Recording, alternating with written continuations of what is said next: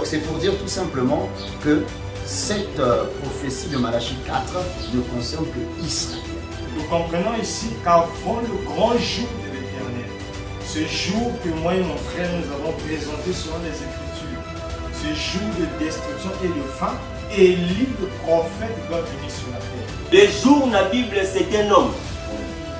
Les jours dans la Bible, c'est Jésus. Voilà pourquoi je me suis dit, les jours à 12 heures.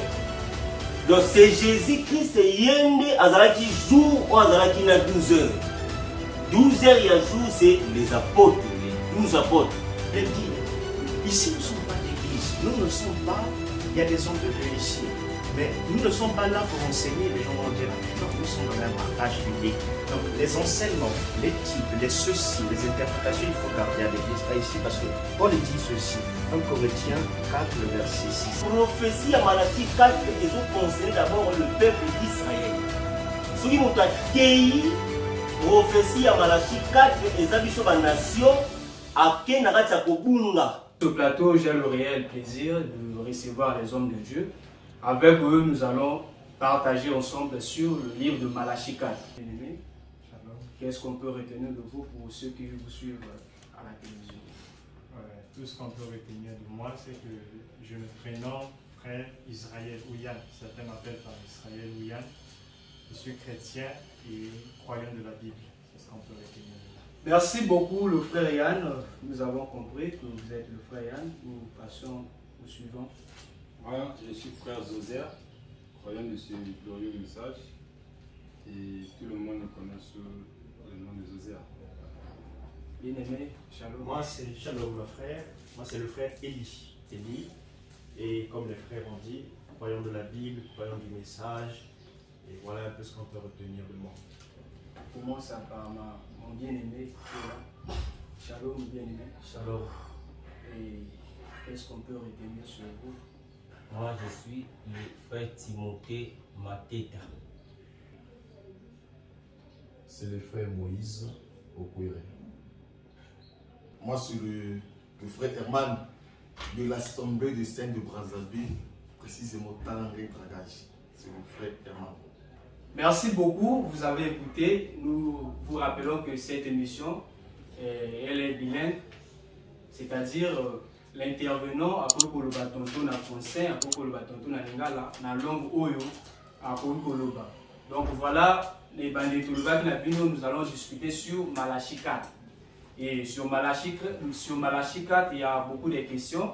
Et sans plus tarder, je pose la question au frère Yann. Frère Yann, vous avez 10 minutes pour vous introduire sur Malachie 4. Qu'est-ce qu'on peut retenir sur ce livre de Malachie 4? Quel message nous apporter sur le livre de Malachie 4? Vient ardent comme une fournaise. C'est un jour qui va venir et ce jour sera ardent comme une fournaise, un grand feu. Tous les hautains et tous les méchants seront comme du chaume. Ils seront donc embrasés. Le jour qui vient les embrasera, dit l'Éternel des armées. Il ne leur laissera ni racine, ni rameau, ni racine ni branche. Tout sera comment? Embrasé. Ce jour-là viendra. Et c'est un jour où Dieu a appelé cela le jour ardent comme une fournaise. Plus bas, au verset 5, on nomme ça également comme le jour de l'Éternel. Ce jour viendra et ça causera donc la destruction, ce qu'il dit ici. C'est pourquoi, si je remonte plus haut pour parler de ce jour est également appelé le jour de la destruction, le jour de l'Éternel. Sophonie chapitre 1 verset 14 dit: le grand jour de l'Éternel est proche. Comme Esaïe l'a dit dans Esaïe 28, la parole de Dieu sera un peu ici, un peu là, pour donner l'interprétation claire des significations de la parole. Sophonie 1 dit: le grand jour de l'Éternel est proche, verset 14, il est proche. Il arrive en toute hâte. Le jour de l'Éternel fait entendre sa voix et le héros pousse des cris amers. Il dit: ce jour est un jour de fureur. Fureur signifie une grande colère. Un jour de détresse et d'angoisse. Un jour de ravage et de destruction. Ce ne sera pas seulement la fureur, il y aura aussi des angoisses, il y aura aussi la détresse. C'est un jour de ténèbres et d'obscurité, un jour de nuée de brouillard. Et quand il arrive au chapitre 2 de Sophonie, il exhorte même aux nations. Il dit, rentrez en vous-même, examinez-vous nations sans pudeur.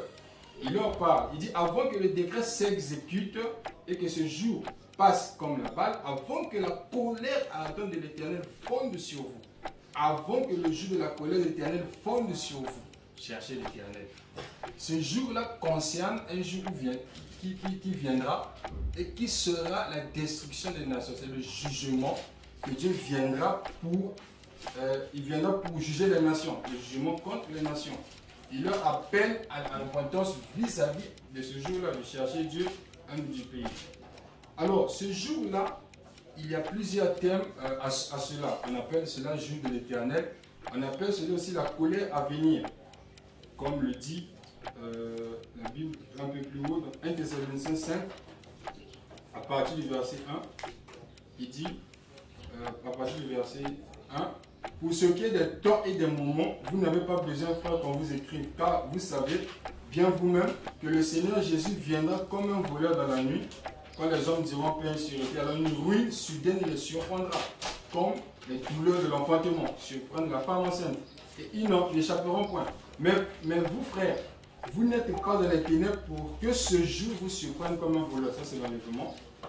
Car Dieu ne nous a pas destinés à la colère, il dit, mais à l'acquisition du salut par notre Seigneur Jésus-Christ, qui est mort pour nous, afin que nous veillions. Il dit, afin que nous veillions, que voilà, Dieu ne nous a pas destinés à la colère. Il y a une période qui viendra qu'on appelle la colère à venir. Et Paul, on parle encore un peu plus haut dans 2 Thessaloniciens 1, ainsi de suite, 1 Thessaloniciens. Il y a un temps qui viendra qu'on appelle la colère à venir. Et ce temps viendra après l'enlèvement. Le jour de l'Éternel viendra. Donc, et ce jour-là, quand ça viendra, ça sera pour la destruction. Il y a le ravage dedans, il y a la destruction dedans, il y a les angoisses dedans. Un grand jour. La Bible appelle également ce jour-là. Également ce jour-là, il dit, je prends pour donner la parole à mes frères. Donc, 2 Thessaloniciens chapitre 1, verset 7, il dit, et de vous donner à vous qui êtes affligés du repos avec nous, lorsque le Seigneur Jésus apparaîtra du ciel avec les anges de sa puissance, au milieu d'une flamme de feu, pour punir ceux qui ne connaissent pas Dieu et ceux qui n'obéissent pas à l'évangile de notre Seigneur Jésus. Ils auront pour châtiment une ruine éternelle, loin de la face du Seigneur, de la gloire de sa personne.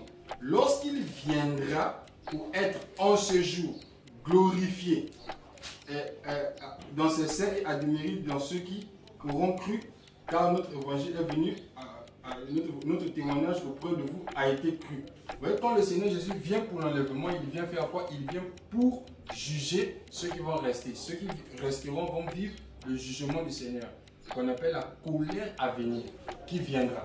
Et ce jour-là, ce n'est pas un jour de 24 heures, ce n'est pas un jour de 48 heures, mais c'est un temps, c'est une époque. Et ce jour-là viendra exactement pour la destruction du monde. Voilà ce que je peux faire comme introduction sur le jour de l'Éternel. Avec les minutes restantes, quelques de mes frères pourront continuer. Le groupe A, vous avez encore vos 5 minutes. Vous pouvez continuer. Donc je vais parler. En tout cas, mon frère a bien introduit ce sujet de Malachie 4 en parlant de ce grand jour de l'Éternel qui arrive. Et il a présenté des écritures qui sont claires et nettes, montrant que ce jour qui arrive, c'est un jour de destruction. C'est un jour où la ruine va s'abattre totalement sur la terre. Et je peux soutenir encore ces propos dans le Nouveau Testament avec 2 Pierre 3, si nous pouvons lire 2 Pierre chapitre 3, à partir du verset 7. 2 Pierre 3 dit, tandis que par la même parole, les cieux et la terre d'à présent sont gardés réservés pour le feu, pour le jour du jugement et de la ruine des hommes impies. Mais il est une chose bien aimée que vous ne devez pas ignorer, c'est que devant le Seigneur, un jour est comme 1000 ans, et 1000 ans sont comme un jour. Le Seigneur ne tarde pas dans l'accomplissement de la promesse, comme quelques-uns usent le croire, mais il use de patience envers tous. Nous ne voulons pas qu'aucun périsse, mais voulons que tous arrivent à la repentance. Le jour du Seigneur viendra comme un voleur. En ce jour, les cieux passeront avec fracas, les éléments embrassés se dissoudront et la terre et les œuvres qu'elle renferme sera consumée. Donc c'est ce grand jour que Malachie 4 est en train de prédire ici, là où mon frère vient de dire. Ce jour qui vient ardent comme une fournaise. Et comme mon précieux frère l'a dit, la fournaise ardente, c'est le feu. Nous nous souvenons de la scène de Daniel. Quand on le plaça dans la fournaise ardente, c'était dans une entreprise où il y avait des flammes de feu. Et c'est là-bas que Daniel fut placé, les 3 jeunes époux, excusez-moi. Malachie 4 prédit que ce jour vient ardent comme une fournaise. C'est un jour de grand feu. Et quand nous continuons dans Malachie chapitre 4, toujours dans cette même écriture, pour ne pas encore beaucoup parler sur ce que mon frère a déjà dit, c'est bon. Malachie 4, on peut finir. Voilà. La Bible dit, le jour qui vient les embrasera, dit l'Éternel des armées. Il ne leur laissera ni racine ni rameau. Mais pour vous qui craignez mon nom, s'élèvera le soleil de la justice. Et la guérison sera sous ses ailes. Vous sortirez et vous sauterez comme les veaux d'une étable.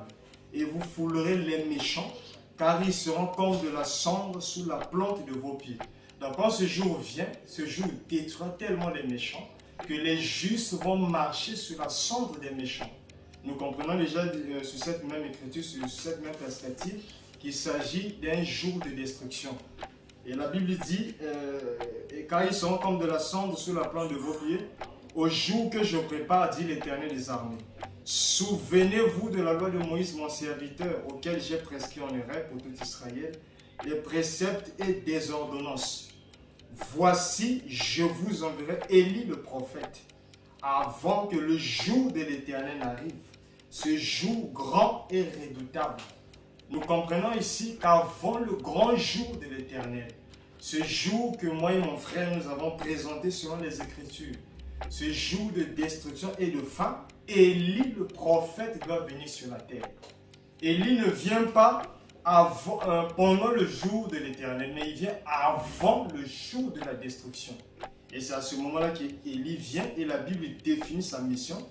Il ramènera le cœur des pères à leurs enfants et les cœurs des enfants à leurs pères, de peur que je ne vienne frapper le pays d'interdit. Donc pour conclure, nous croyons que dans Malachie 4, on parle d'un temps, en fait, du dernier jour, là où Dieu viendra dans sa grande colère pour frapper les nations. Et avant que Dieu ne frappe les nations, Dieu doit envoyer un prophète, selon la Bible c'est Élie, sur la terre. Merci, honorable bien-aimé, le groupe A. Nous venons là de vous écouter, vous avez parlé pendant 10 minutes et nous comprenons déjà votre position que selon vous, la Bible dans Malachie 4, la Bible nous parle du jour de l'Éternel et nous parle de l'Élie qui devrait venir. C'est bien ça. Maintenant, nous tournons, je tourne à ma gauche, les côtés nazo qui nous sa parole dans le groupe B par rapport à thèse où le groupe A va développer et nous voulons aussi écouter le groupe B par rapport à Malachie 4.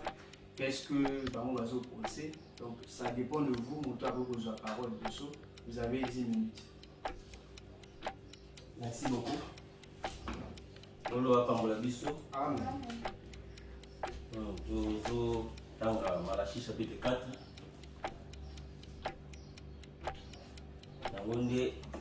But ya débat na biso o tozala yango na bandeko awa d'abord tozwa koluka totombola Jésus na kati ya Malachie 4 tobimisa la vérité oyo eza caché na kati et débat tozosala yango te po toganye mais tozosala yango nde po Yesu azwa lokumu na kati ya débat oyo.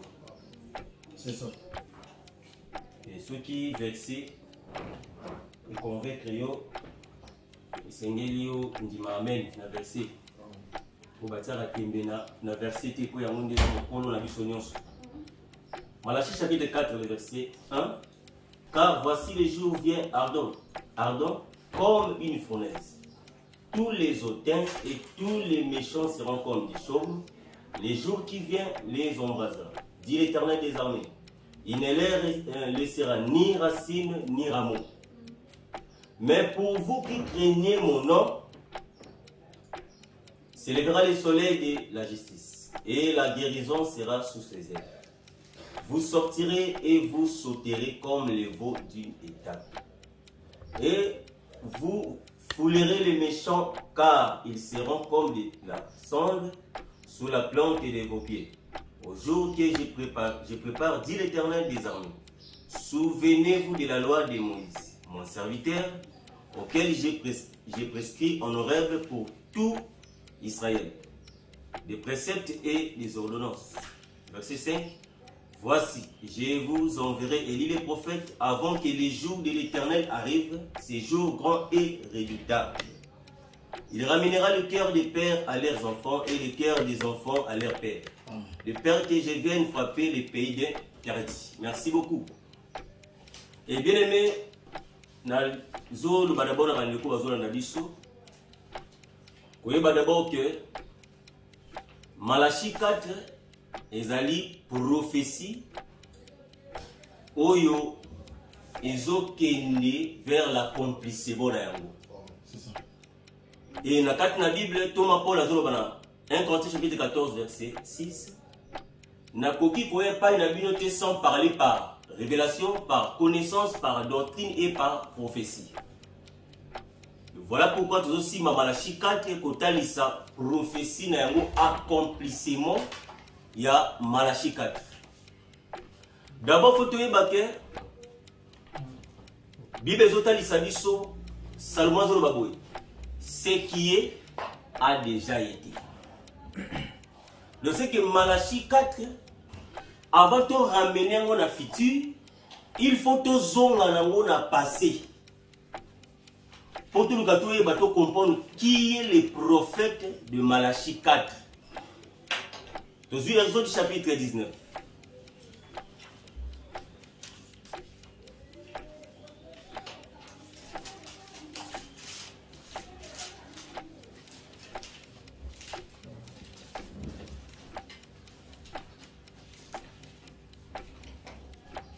Dans Exode, Nzamba zotalisa na Israël. Le lenge oyo azobimisa bango na Égypte. Azobisa bango ke na memaki bino na mapapu na ngai ya Congo. Ali pour vous amener vers moi. Donc tango Nzamba azobisa Israël ke bokanisa ndenge na bimisaki bino na Égypte. Pona komema bino epai na ngai. Verset 4. Mokuma kotangela biso yango.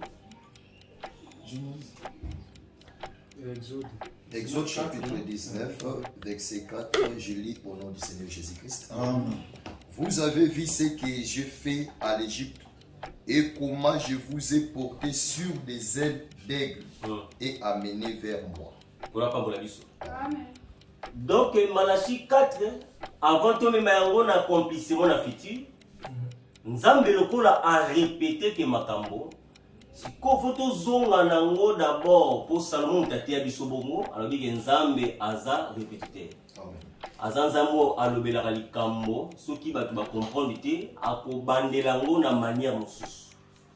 Ndenge Hébreu 1 azoloba ke Dieu alobaki na ba père na biso de plusieurs manières et de plusieurs reprises. Parce que tout na Israël, le peuple oyo bazalaki comme esclave na Égypte. Nzambe a la démarche ya kobimisa Israël na kati ya esclavagisme. Il fallait que Nzamba pona oezali le prophète Moïse. Nzamba poni Moïse. Moïse a bisi Nzambe na bi kolobaki. Voilà pourquoi Nzamba boisa Moïse ki na kotia Aaron azala pembeni na yo. Et tango Moïse akei et Bible kotalisa biso ke Moïse asali ba miracle Pharaon boyi et ko sala ke anyo akufi nde par la mort de l'agneau de Israël basani babimi en Égypte. Et tango babimi wana Nzamba zobisa Israël ke bokanisa ndenge na memaki bino na mapapu na nga ya Congo. C'est que tu dois comprendre que Nzambe pendant que Israël ba mona ke balika na mai, mais selon Dieu a memaki bango na le désert d'aigle. C'est ça. Parce que le désert d'aigle oyo Nzamba zolobela biso awa Israël va koluka wapi aigle wapi ba mapakwa aigle.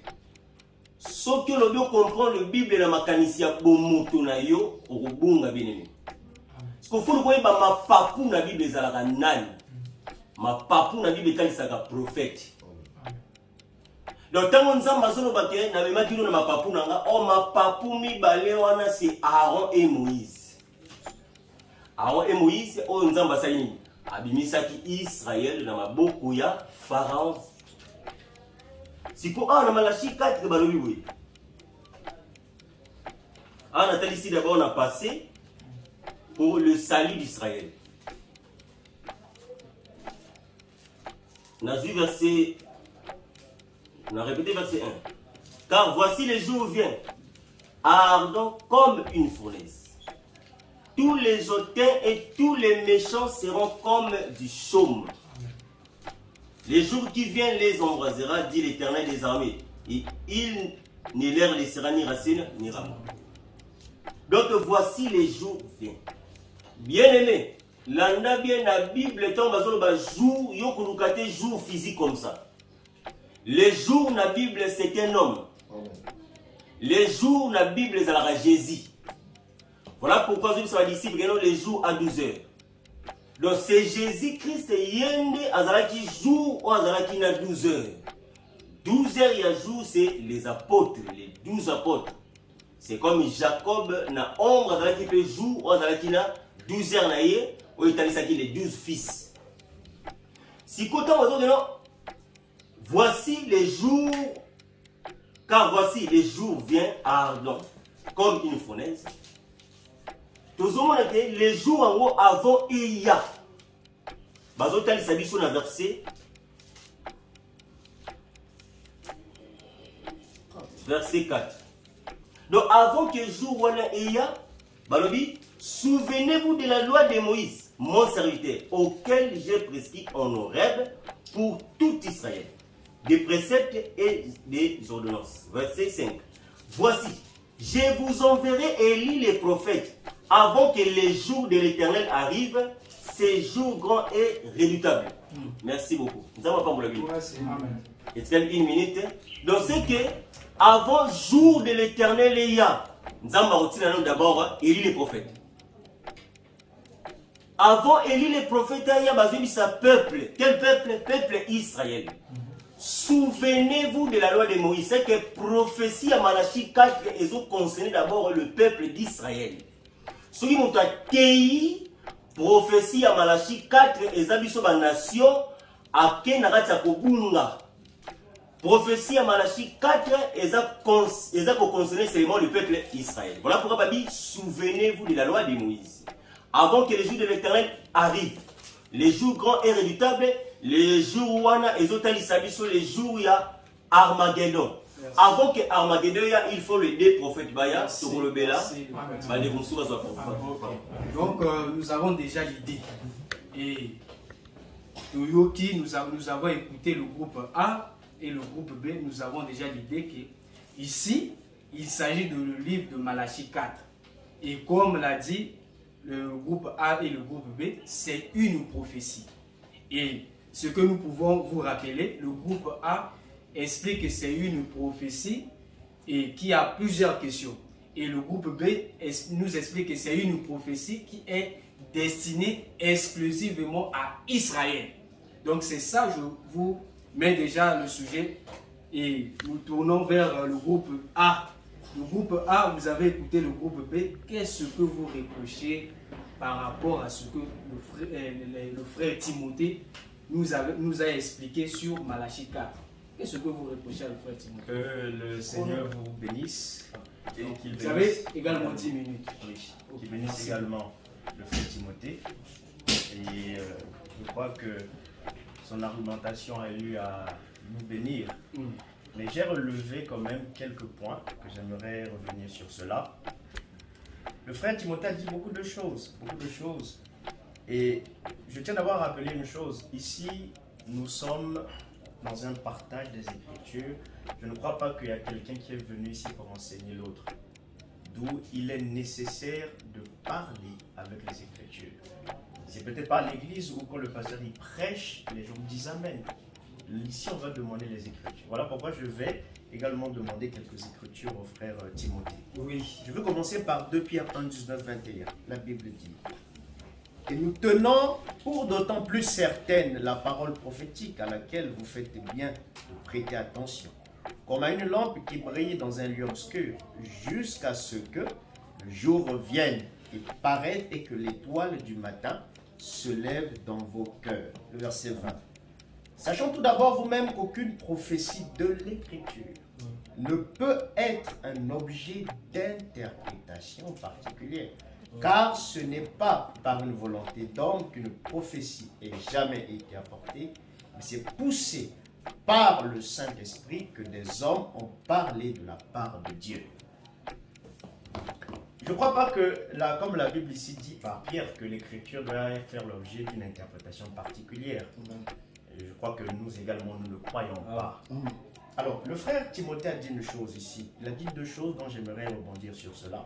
Il a dit premièrement que les deux ailes d'aigle, c'est Aaron et Moïse.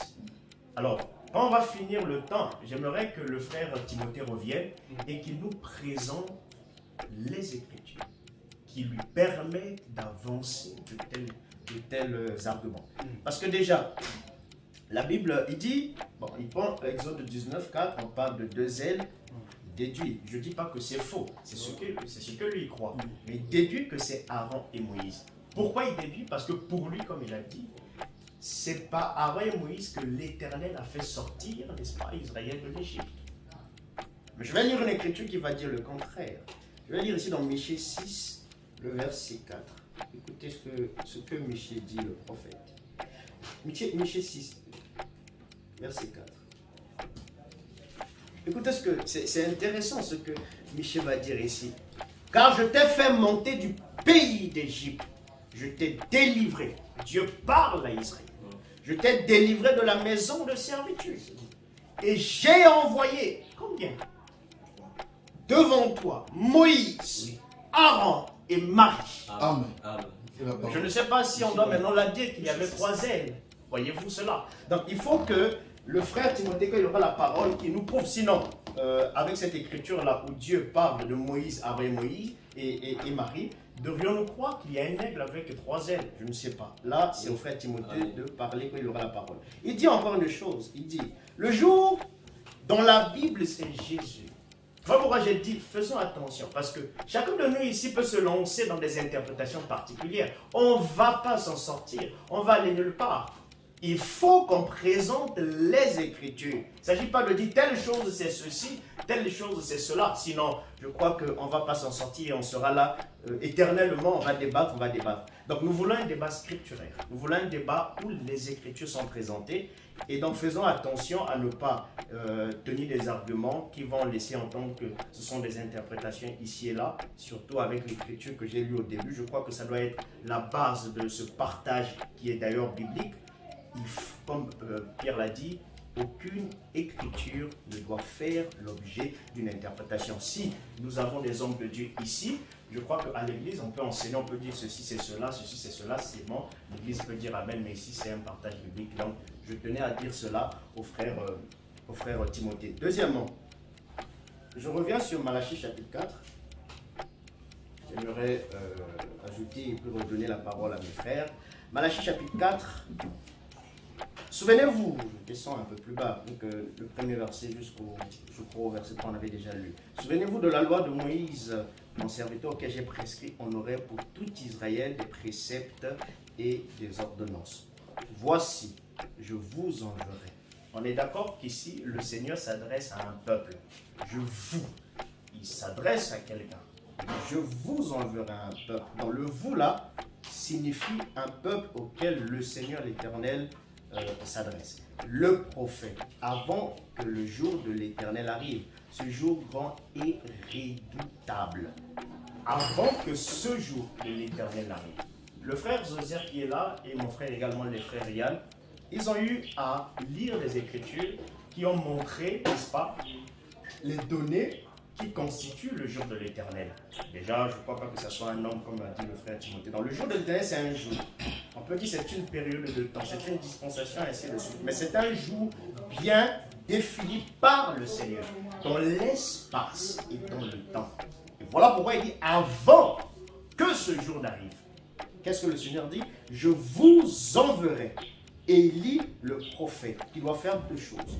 Ramenez le cœur des pères à leurs enfants et le cœur des enfants à leurs pères, de peur que je ne vienne frapper le pays d'interdit. Donc, revenons là sur le sujet. Malachie chapitre 4, le jour de l'Éternel, un jour dans l'espace et dans le temps. Et le Seigneur nous promet un prophète avant, n'est-ce pas, la venue de ce jour. J'aimerais un peu m'arrêter là pour donner la parole à vous. Ok, merci beaucoup. J'aimerais revenir également sur le frère, notre précieux frère. Parle un peu fort, mon frère. Revenir, le frère Timothée Mateta. ce qu'il venait de dire.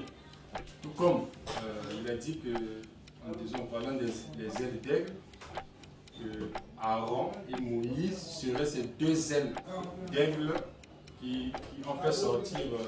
Voilà, interprétons que ce que Dieu dit dans Exode 19:4, que c'était Aaron et Moïse. Bon, ce que je vais juste ajouter, c'est que en disant cela, nous aimerions qu'il y ait une écriture biblique qui va définir ces deux ailes comme Aaron et Moïse. Nous aimerions cette écriture, une autre interprétation, mais une écriture. Si je prends Osée chapitre 12, verset 14, le frère, après Michel, il a montré qu'il y a eu 3, mais Dieu a dit j'ai envoyé.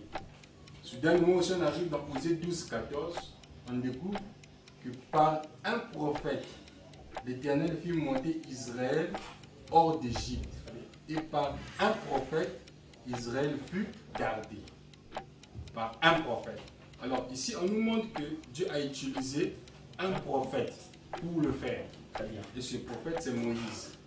Maintenant, nous aimerions une écriture qui va nous dire les deux ailes que vous voyez là, c'est Aaron et Moïse. S'il n'y en a pas, alors le frère sera obligé dans cette table des Écritures de retirer cette déclaration. Mais s'il y en a, ça sera une bénédiction pour tous. Alors, j'aimerais ajouter ceci. Quand notre précieux frère Timothée aussi dit que le jour, c'est Jésus. J'aimerais que le frère Timothée prenne aussi l'Écriture pour nous dire que le jour de l'Éternel, c'est Jésus. Pas une déclaration, mais qu'il nous dise que le jour de l'Éternel, dont parle Malachie chapitre 4, qui dit dans le verset 5, avant que le jour de l'Éternel arrive, je vous enverrai le prophète avant que le jour de l'Éternel arrive. Le jour de l'Éternel, là, il faut qu'il y ait une écriture qu'il va nous présenter, que ce jour-là, c'est Jésus. Maintenant, nous avons lu avec la Bible que le jour de l'Éternel, c'est un jour de destruction. Clairement dit dans la Bible, c'est le jour où Dieu viendra frapper la terre, juger les nations. Et je disais même au départ ici, qu'on appelait cela également par la colère à venir. Si je prends 1 Thessaloniciens chapitre 1, verset 9, car on raconte à notre sujet quel accès nous avons eu auprès de vous et comment vous vous êtes convertis à Dieu en abandonnant les idoles pour servir le Dieu vivant et vrai. Et pour attendre des cieux son Fils, nous attendrons des cieux Christ Jésus, qu'il a ressuscité des morts. Jésus, qui nous délivre de la colère à venir. Quand l'enlèvement viendra, ce sera l'introduction de la colère à venir. Après l'enlèvement, tout ce qui se passe là, l'Église ne vit pas ça. L'épouse de Christ ne vit pas ça. Il nous délivre de ce qui viendra, la colère à venir. Que Dieu appelle par Timothée le jour de ravage, le jour de destruction. Et il continue même plus bas. Il nous définit ce jour-là et nous croyons que ce jour n'est pas un jour de 24 heures. Il nous dit dans Ézéchiel chapitre 30, à partir du verset 2, Fils de l'homme, prophétise et dit, ainsi parle le Seigneur l'Éternel. Gémissez, malheureux jour. Car le jour là, c'est un malheureux jour. Ce n'est pas un jour heureux, c'est un malheureux jour. Il dit, car le jour approche, le jour de l'Éternel approche, jour ténébreux. Ce sera le temps des nations. Quelque part, notre frère disait qu'on ne pouvait pas dire le jour de l'Éternel, Malachie 4 avec les nations. Mais ici, on nous définit que ce jour-là, ça sera le temps des nations. À quel moment? Il faut aussi savoir placer les moments et les Écritures. Dieu viendra sur la terre pour corriger et punir les nations après l'enlèvement. Et son but sera parce que les nations qui ont été greffées à l'arbre, et quand ils ont été greffés, Dieu a coupé les branches naturelles, il a greffé l'arbre, et cet arbre-là va connaître l'évangile. l'église connaît l'évangile, l'enlèvement arrive, alors la ruine soudaine va arriver juste après. C'est la colère de Dieu. Merci le frère. La position du groupe A. Et maintenant, nous te poser question parce que dans le monde, il y a une contradiction. Or, Bible est à la contradiction. Que Bible est à la mais tout le monde déjà une contradiction. Et nous relevons les deux questions que le frère Élie a posées dans le groupe A, plus précisément dans le frère Timothée. Le frère Élie a tout dans le groupe A, il ça est écriture parce qu'il y a une intervention le frère Timothée a dit, deux éloignants, ils allaient Aaron et Moïse. Donc le frère Élie a une écriture dans le frère Timothée. Et puis deuxièmement, le frère Timothée, dans l'introduction, il a dit que le jour c'est Jésus-Christ. Alors le frère Élie, le débat dans la Bible, il faut le frère Timothée appeler ça écriture. Donc tu poses question directement au frère Timothée, tu poses question en général dans le groupe B concernant à propos où le frère Élie a dit. Qu'est-ce que vous pensez de ça? Quelle est votre défense sur ça? Bon, avant d'appeler ça, Bandeko, un petit temps d'abord Genèse chapitre 18. Genèse 18. Dans ce pays, Makassi, dans l'écriture, on va faire ça. Vous avez vraiment écriture parce que tant que vous avez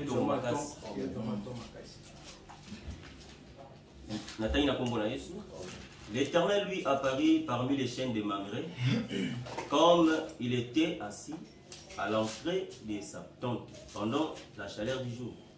Et il leva les yeux et regarda, et voici 3 hommes étaient debout près de lui. Quand il vit, et courut au-devant d'eux, depuis l'entrée de sa tente, et se prosterna en terre. Il dit, Seigneur, si je trouve grâce à tes yeux, ne passe point, je t'ai pris loin de ton serviteur. Merci d'abord pour le baboué. Dieu parle de plusieurs manières et de plusieurs reprises. Et ça pour la compréhension.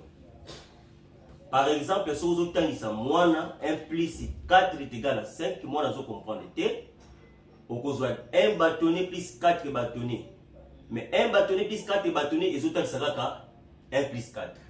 Si vous comprenez, aux yeux, si vous avez plus 4, ça va être et la compréhension.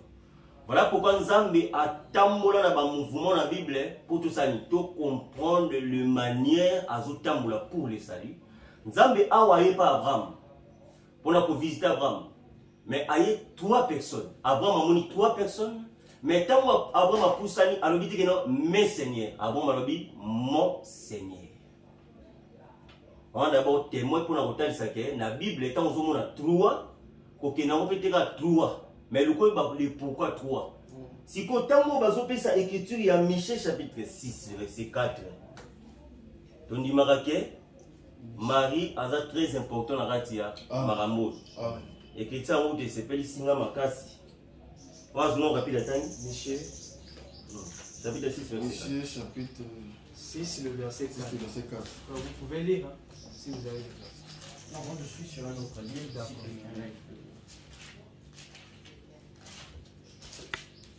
Michée 6, verset 4, je lis au nom du Seigneur Jésus-Christ. Car je t'ai fait monter du pays d'Égypte et je t'ai délivré de la maison de servitude et j'ai envoyé devant toi Moïse, Aaron et Marie. Voilà. Donc, Nzambe a ozotalisa biso ke abimisaki Israël na nzela ya Moïse, Aaron et Marie. Et quand vous savez ce type pour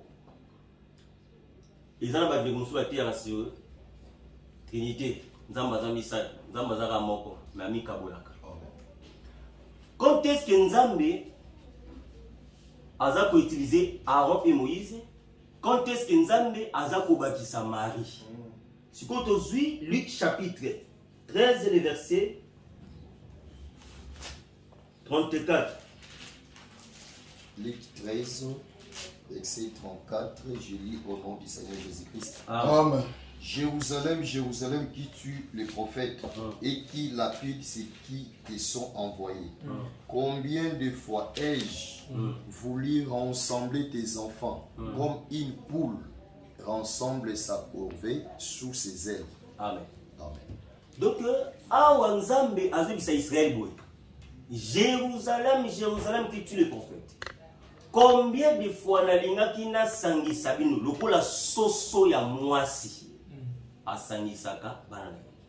De ce que tu veux comprendre que awa Nzambe pona ko sangisa, il fallait qu'à forme ya poule, ya soso ya mwasi. De ce que Nzambe pour sauver et Seigneur qui Nzambe sani azo forme à mwasi. Qu'est-ce que signifie la femme? La femme c'est la faiblesse. Quand on Pierre Azolo Baboui, Abi Mamibali bo traité Bassina Bino avec pardon parce que Baza sexe moko plus faible. Donc c'est que la femme a-t-elle sera la faiblesse. Donc ton Christ Azoya comme la femme a été pour à rassembler. Mais quand est-ce que Christ est appuyé pour rassembler? Oh, et aujourd'hui Israël va rejeter le Messie. Mais quand est-ce qu'il est appuyé pour rassembler? Oh, les jours de l'éternel, ils ont joué la colère. Mais tant qu'il y a pour détruire le méchant, mais il y a une forme de Myriam, mais pour la faveur d'un peuple moko.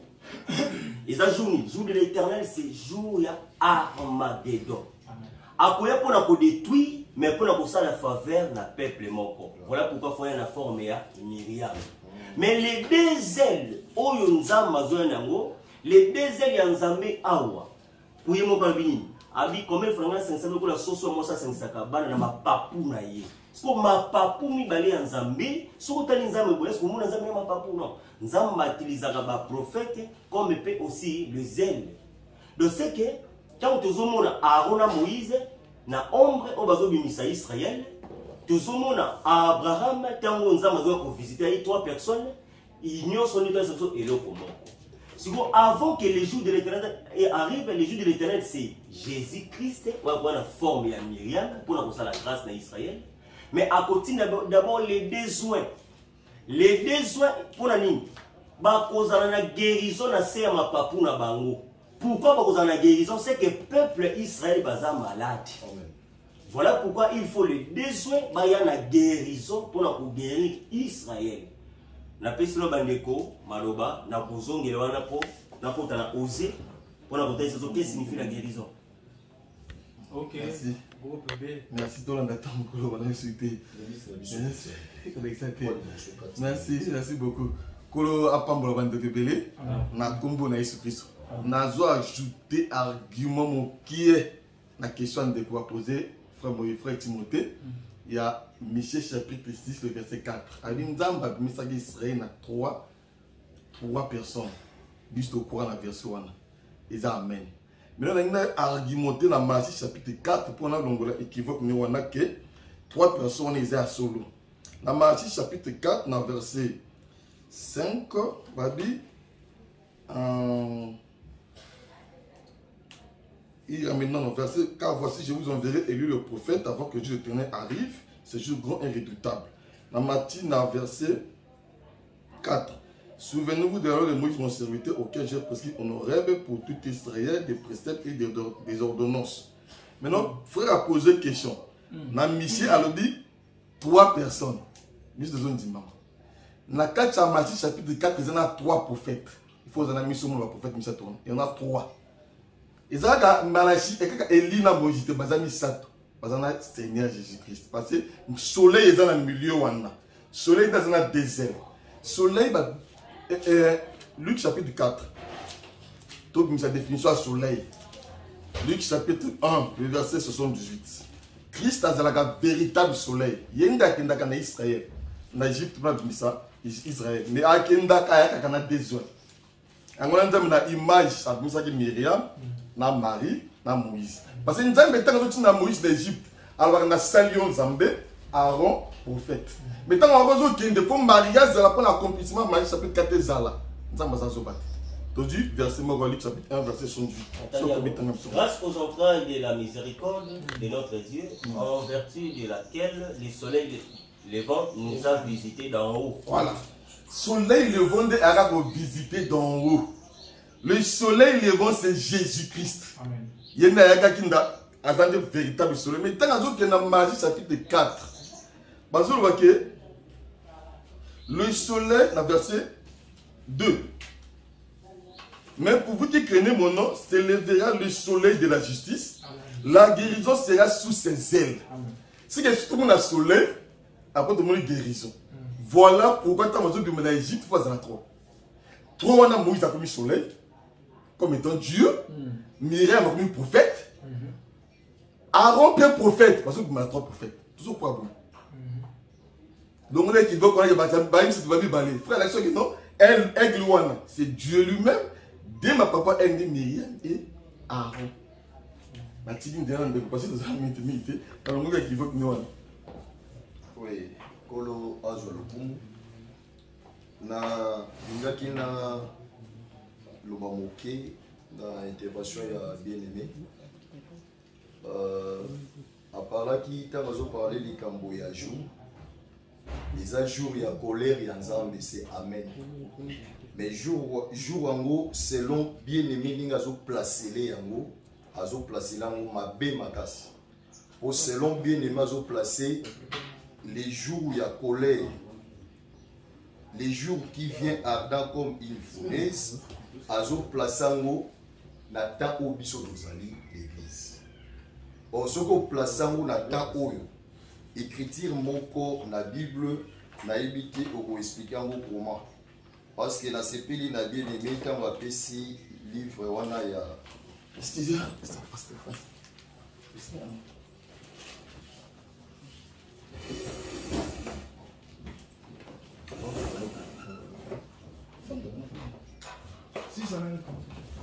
Voilà. Nazui Esaïe chapitre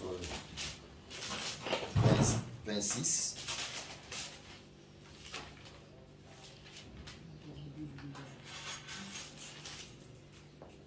Esaïe chapitre 26 verset 20.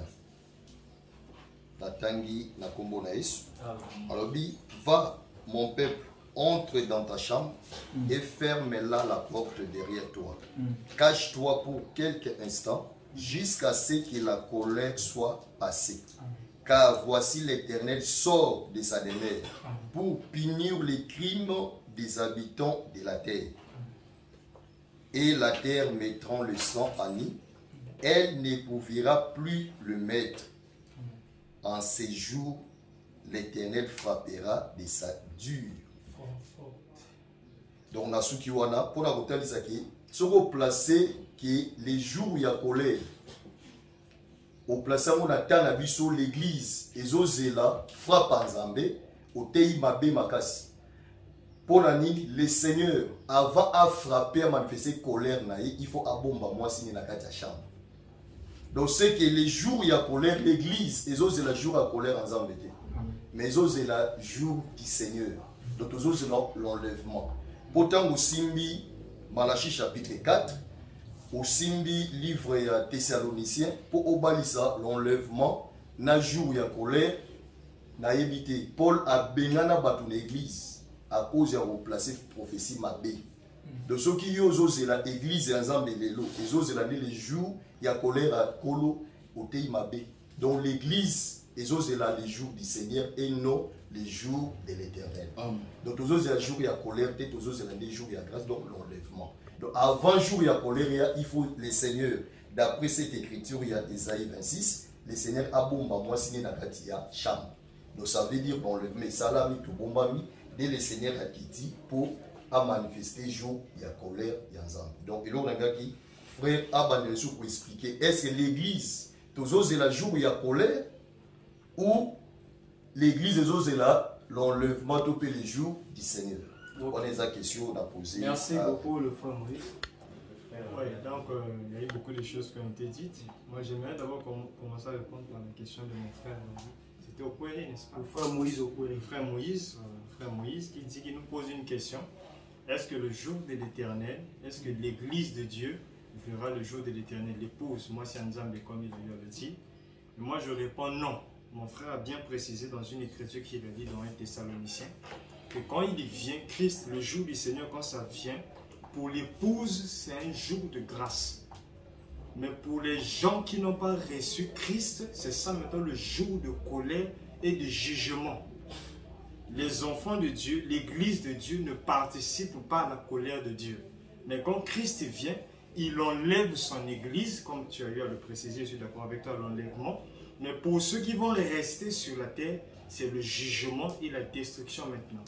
Et quand vous refusez que le jour de l'Éternel ne concerne pas les nations, mon frère avait bien lu dans Ézéchiel chapitre 30, verset 3, la Bible dit « Car le jour approche, le jour de l'Éternel approche, jour ténébreux, ce sera le temps des nations. » Donc c'est un jour, mais il est à préciser que l'Église ne participe pas à ce jour-là. Je suis tout à fait d'accord avec toi, c'était ça notre pensée dès le départ.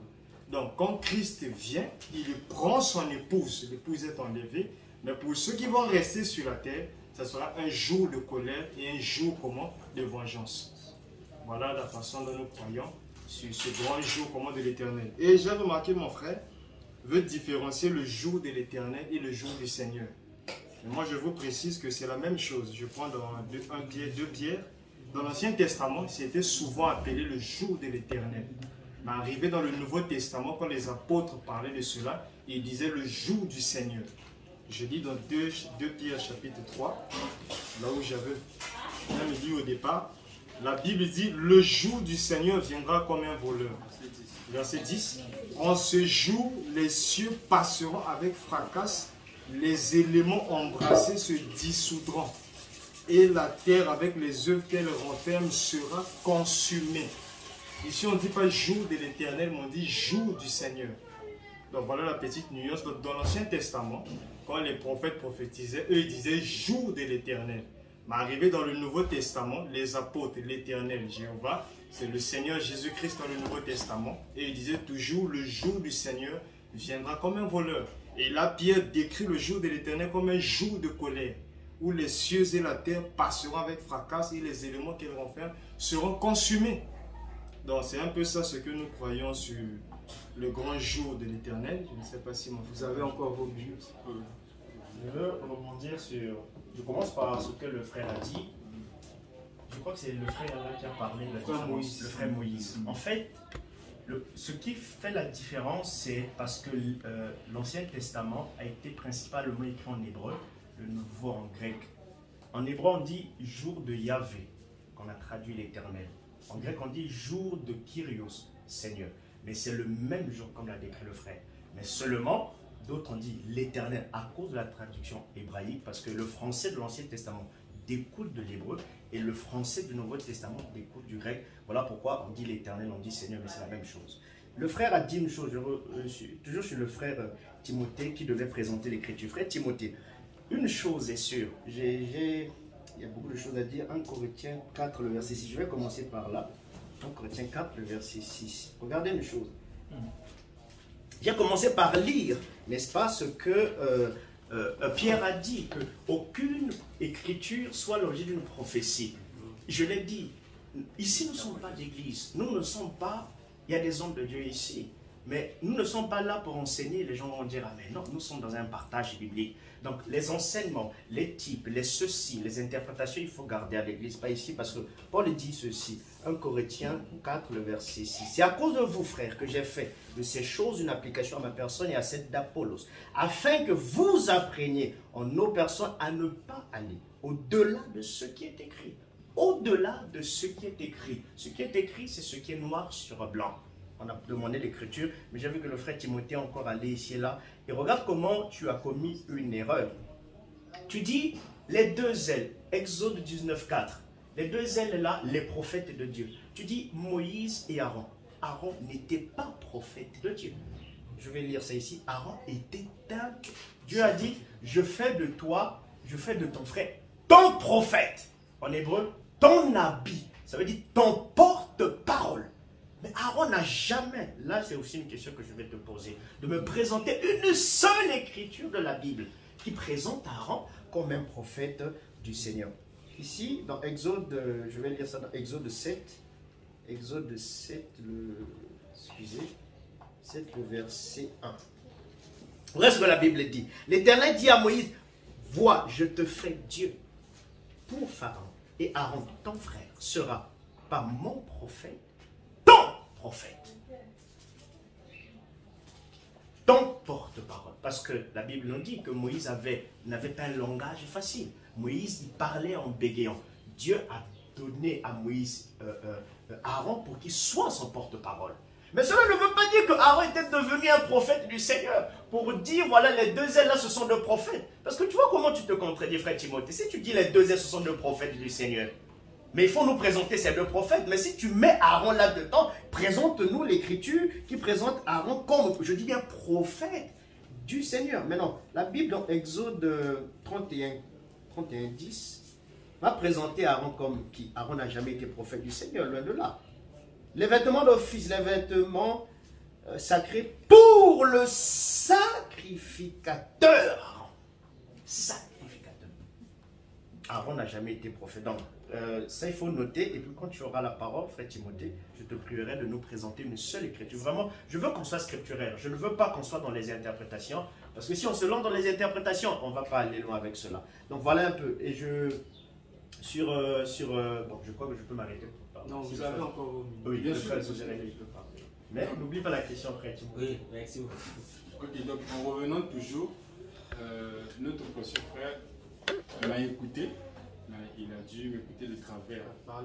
Donc, ce qui est bien, c'est que lorsque nous parlons, il est bien séant que nous puissions nous écouter attentivement pour ne pas avoir une malcompréhension de ce que nous disons. Voici le plan de la rédemption quant au jour de l'Éternel. Dieu vient traiter avec les nations juste après l'incrédulité d'Israël lorsqu'il va couper la branche naturelle pour greffer d'autres branches. C'est ainsi que commence la dispensation des gentils. Dieu traite avec les gentils, avec l'évangile qui est ennemi de qui? Des Juifs. Ce que Dieu dit dans Romains chapitre 11. Alors, Dieu, quand il traite maintenant avec les gentils, il vient faire quoi? Il vient les préparer pour l'enlèvement. C'est l'enlèvement, selon 2 Thessaloniciens que j'ai lu, qui mettra la fin de la dispensation des gentils et qui emmènera la colère à venir, ce qui entraînera le monde à la destruction totale, qui est appelé le grand jour de l'Éternel. Et c'est ce que nous avons montré, que ce jour-là, ce n'est pas un jour de 24 heures. Ce jour-là, c'est un temps. Et autrement dit, ce temps-là, c'est le temps de la colère de Dieu. Et Dieu a précisé qu'avant que ce temps-là n'arrive, qui est le jour de l'Éternel, le temps de la colère à venir, le temps de la destruction, le temps même qu'il appellera plus tard. Et nous verrons que c'est le temps de la grande tribulation dans Apocalypse 7. Avant que cela n'arrive, le jour de l'Éternel, je vous enverrai Élie le prophète. Comme mon frère dit que le jour là c'est Jésus, le jour de l'Éternel c'est Jésus, nous attendons une écriture pour nous dire clairement que ce jour là c'est Jésus. Il vient sous forme de Myriam pour faire la faveur d'un peuple, c'est la partie. Une écriture, mes frères, s'il vous plaît, parlons avec les écritures. Quand tu prononces des phrases, que ça soit successivement avec les écritures. Nous avons lu dans Osée 12, 14, par un prophète. Mon frère vient de le montrer ici clairement. Et donc, sachant que Aaron était sacrificateur, Dieu a utilisé un prophète. Et il a précisé dans Osée 12, 14, par un prophète. Nous montrons les deux ailes qui sont Aaron et merci. Et nous voulons tourner au côté du groupe B. Nous parlons sur Malachie 4. Nous venons de recevoir le pasteur. Pasteur, nous parlons sur Malachie 4. Ici, il est question de nous dire, de nous répondre dans les 10 minutes que nous vous donnons et de nous expliquer en 10 minutes qu'est-ce que nous pouvons savoir sur Malachie 4, qu'est-ce que le jour de l'Éternel et les lits que Malachie 4 là, il s'agit de qui? Dans les 10 minutes que nous vous donnons, nous voulons savoir un peu plus sur ça. D'accord. Merci pour l'accueil. Nous sommes très contents d'être parmi vous pour parler bien entendu de la parole du Seigneur. Déjà, je commencerai mes propos sur Malachie chapitre 4 pour dire, si vous lisez très attention, parce que vous connaissez déjà ce chapitre par cœur. Donc, on nous présente d'abord un jour. Et ce jour est un jour qui apporte des malheurs ou encore un malheur. Parce qu'on donne la description de ce jour. On dit, c'est un jour qui vient, mais ce jour-là est ardent comme une fournaise. Donc, le jour égale quoi? C'est une fournaise, selon l'écriture. Comme vous avez demandé à ce qu'on soit scripturaire. Donc, le jour égale fournaise. Le jour égale feu. Mais, dans ce jour-là, il y a des auteurs. Premièrement, il y a des méchants. Les hautains et les méchants seront comparables à du chaume. Le chaume, c'est quoi? Vous le savez certainement mieux que moi. Le chaume, ils ont matiti herbe, mais herbe, on les a prêts pour passer au feu. Le Seigneur, quand tu utilises le langage du chaume, il en parle, je vous donnerai l'écriture, comme le fait de rassembler toutes les nations. Et il fera de toutes les nations aussi comme du chaume. Et il dit, le jour qui vient embrasera qui? Embrasera les hautains et les méchants. Donc le jour là vient pour les hautains et les méchants qui seront embrasés. Ça c'est scripturairement, sans de passer par une autre écriture. Alors, il ne leur restera ni racine ni rameau. Pour lesquels? Pour les hautains et les méchants. Donc les hautains et les méchants, d'où le langage, c'est de leur comparer comme du chaume.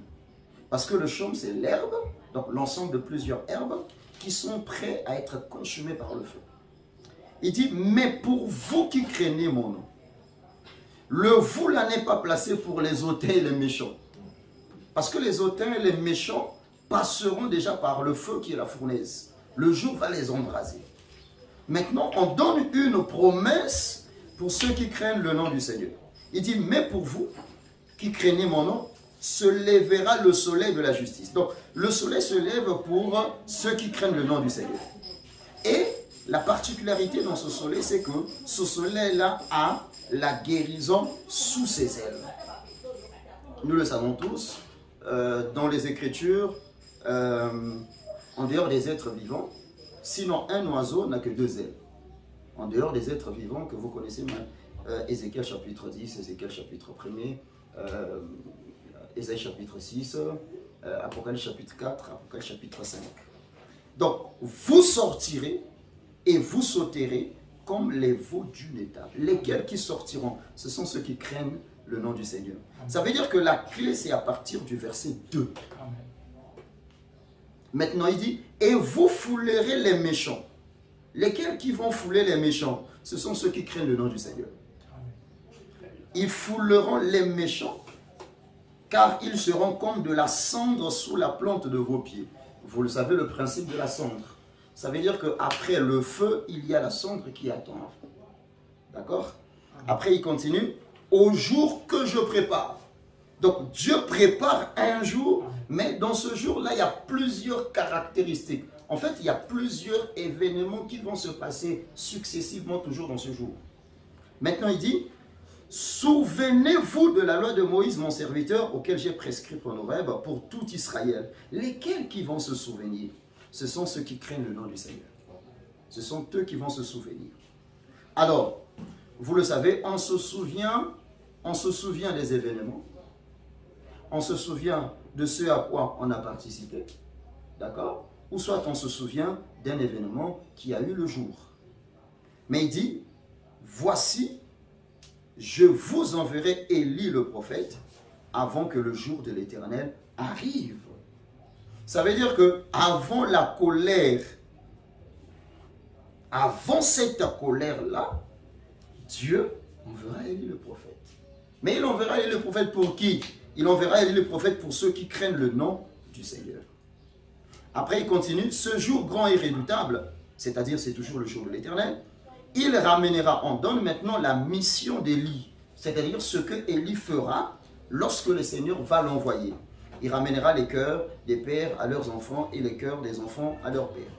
De peur que je ne vienne frapper le pays d'interdit. C'est un pays d'interdit. Mais avant que Dieu vienne frapper le pays d'interdit, qu'est-ce qui va se passer?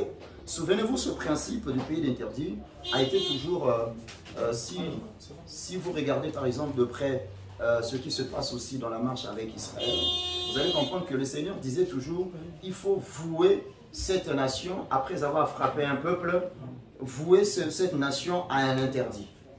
D'accord? C'est souvent le langage qui revenait toujours. Et Dieu attribuait souvent ce langage, notamment, il demandait aux enfants d'Israël de pouvoir vouer les nations à l'interdit.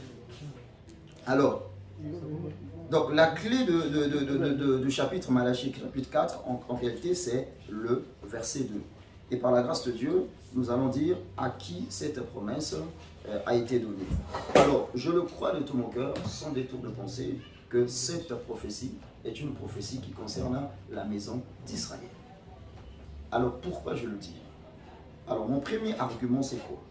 D'abord, ceux qui craignent le nom du Seigneur, c'est le peuple d'Israël. Et le premier argument que c'est le peuple d'Israël, c'est parce que ce peuple-là attend la guérison. Donc c'est un peuple malade. Alors qu'au moment où nous parlons ici, l'Église n'est pas malade. Parce qu'on n'a pas une écriture qui nous parle de la maladie de l'Église. Je le précise encore. Vous voyez l'œuvre de la croix.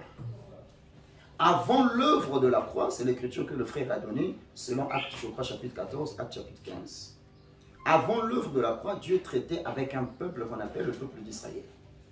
Après l'œuvre de la croix, Dieu a mis de côté le peuple d'Israël, parce qu'Israël a rejeté l'œuvre de la croix. Dieu a tourné des regards maintenant vers des nations. Donc aujourd'hui, Dieu ne traite plus avec Israël comme nation. D'accord? Il traite maintenant avec nous, les nations, c'est-à-dire l'Église du Seigneur. Alors, qu'est-ce qui se passe? Ça veut dire que Israël est un peuple actuellement qui est malade. Nous, l'Église, nous ne sommes pas dans la maladie. Nous ne sommes pas dans la maladie. Le peuple qui est resté malade, c'est le peuple d'Israël. La maladie d'Israël, il y a plusieurs connotations où on peut donner un nom. Par exemple, l'incrédulité. L'incrédulité, nous savons, c'est aussi une maladie. D'accord? Et nous, l'Église, nous n'avons pas une promesse auquel nous attendons Dieu. Maintenant, là, au moment où nous parlons, au moment où nous sommes assis comme ça, nous n'attendons pas une promesse dans laquelle où Dieu dit que vous, l'Église, vous êtes malade. Il n'y a pas une écriture. Alors, ça veut dire que c'est un peuple, appelé le peuple d'Israël, c'est un peuple qui est malade. Alors, c'est à ce peuple-là qu'il y aura la guérison. La guérison proviendra d'où? La guérison proviendra, bien entendu, les deux ailes. Donc les deux ailes viendront pour apporter la guérison à la maison d'Israël. Donc, nous, l'Église, aujourd'hui, nous n'avons pas une promesse qui dit que vous êtes malade, alors vous attendez la guérison. Alors si l'on dit que nous, le peuple de Dieu, aujourd'hui l'Église, nous sommes malades, alors nous dirons clairement que l'œuvre de la croix a été une œuvre vaine. Parce que si vous croyez avec moi que l'œuvre de la croix était une œuvre parfaite, parce que Jésus-Christ dira, tout est accompli. Amen. Quand il dit tout est accompli, c'est l'œuvre de la rédemption. Bien que je le sais que la rédemption, c'est un processus. Mais aujourd'hui, lorsque nous croyons à la parole, c'est d'abord la rédemption de l'âme, c'est-à-dire nous sommes sauvés par l'âme, mais notre corps attend pleinement la rédemption. Ça, c'est dans ce sens le processus. Mais dire qu'il y a une promesse qui dit que nous sommes malades, en tout cas, je n'en connais pas. À moins que vous en avez, alors vous allez nous les présenter. Merci beaucoup, pasteur. Il y a des questions qui sont encore en suspense concernant le frère sur ce qu'il a dit, sur les ailes. Parce que déjà, celui qui a parlé des ailes, ce n'est pas nous, Je ne crois pas que les frères en prenant, ils ont parlé de cela. C'est venu du frère Timothée. Mais nous l'avons juste rattrapé en lui demandant les Écritures, les aides, ceci et cela. Mais on ne va pas rester stagné là. Je vois que le pasteur a introduit bon nombre de choses. Donc, ça vaut le détour, n'est-ce pas, de pouvoir revoir cela dans les Écritures. Et je suis entièrement d'accord avec l'exposé du pasteur, comment il a commencé, le jour de l'Éternel a décrit. En tout cas, je crois que je suis d'accord avec cela. Mais j'ai écouté une chose dont le pasteur a dit. Il a dit la prophétie s'applique seulement. Je crois que vous avez dit ça à Israël. Donc j'aimerais également que quand le pasteur aura la parole, qu'il présente au moins des éléments, des arguments qui permettent de définir, encore de restreindre la prophétie de Malachie chapitre 4 seulement au peuple d'Israël. Je crois que ça va nous aider également. Maintenant, au lieu de rester là rebondir sur ce que les autres ont dit, j'aimerais également avancer. Je vous enverrai Élie le prophète avant que le jour de l'Éternel arrive, ce jour redoutable. Il ramènera le cœur des pères à leurs enfants et le cœur des enfants à leurs pères de peur que je ne vienne frapper le pays d'interdit. Là, le Seigneur nous parle de ce Élie le prophète qui doit venir. Et Jésus, notre Seigneur, nous a pointé quelqu'un qui a accompli une portion de cette écriture.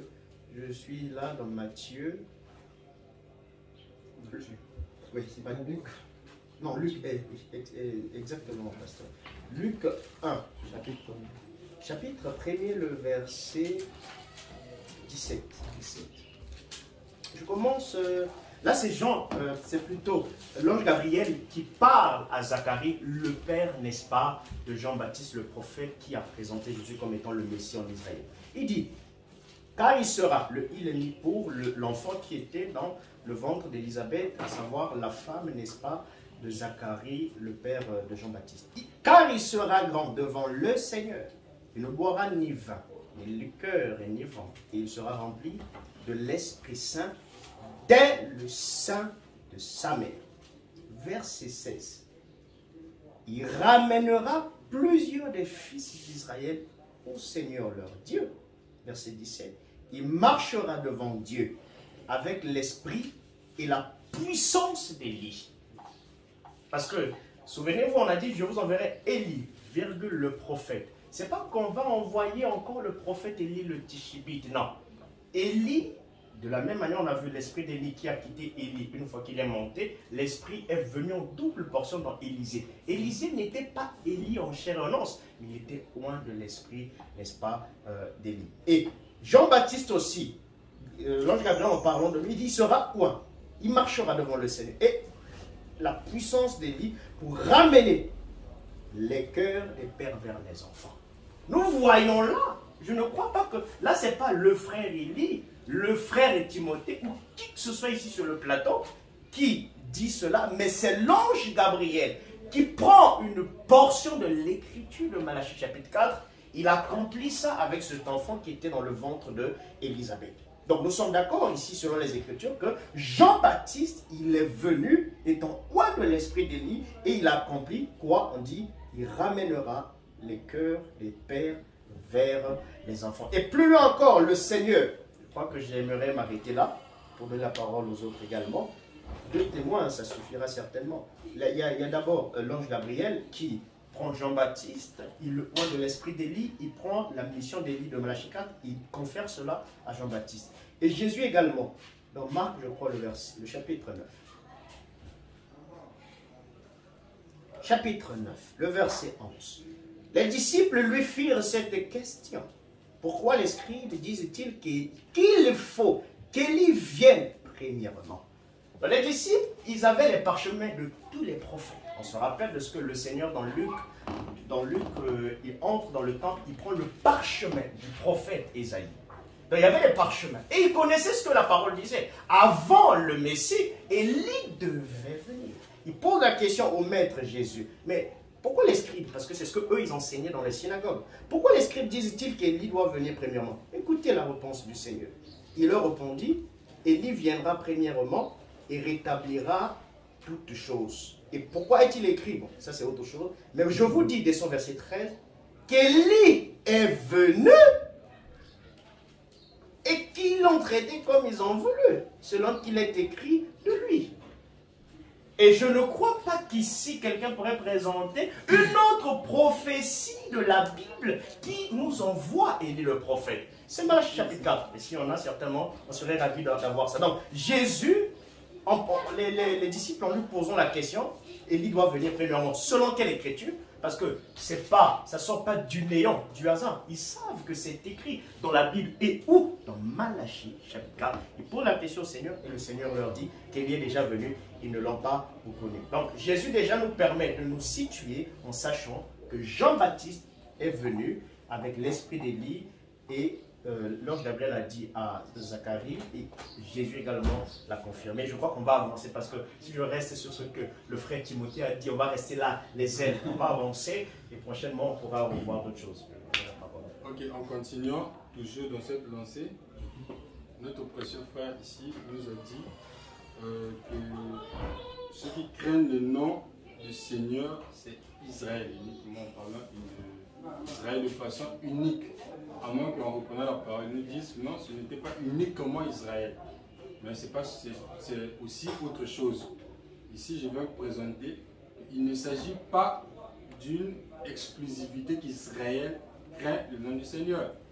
Je prends dans Actes chapitre 10. La Bible dit ceci. Il y avait à Césarée un homme nommé Corneille, entraîné dans la cohorte dite italienne. Cet homme était pieux et craignait Dieu avec toute sa maison. Chapitre 16 de Actes, si je prends le verset 14, on nous parle d'une sœur. L'une d'elles, nommée Lydie, marchande de pourpre de la ville de Thyatire, était une femme craignant Dieu.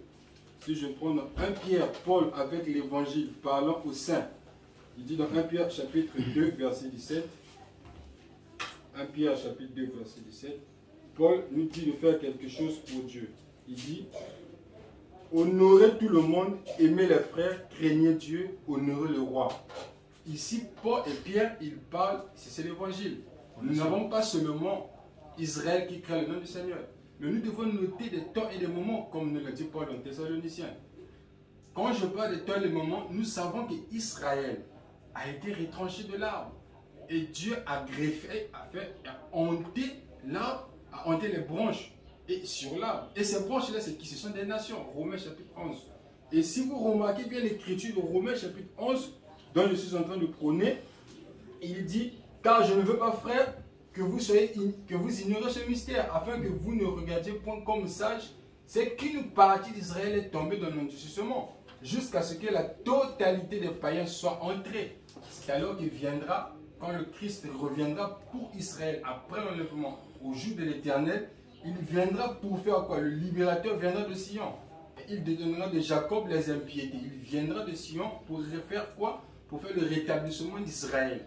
Mais ici, il est question d'un temps où le temps des païens, le temps des nations, où Christ vient, il promet qu'avant que le jour de l'Éternel arrive, qui est le grand jour de la destruction, la tribulation, cette période, avant que cette période de temps arrive, je vous enverrai Élie le prophète.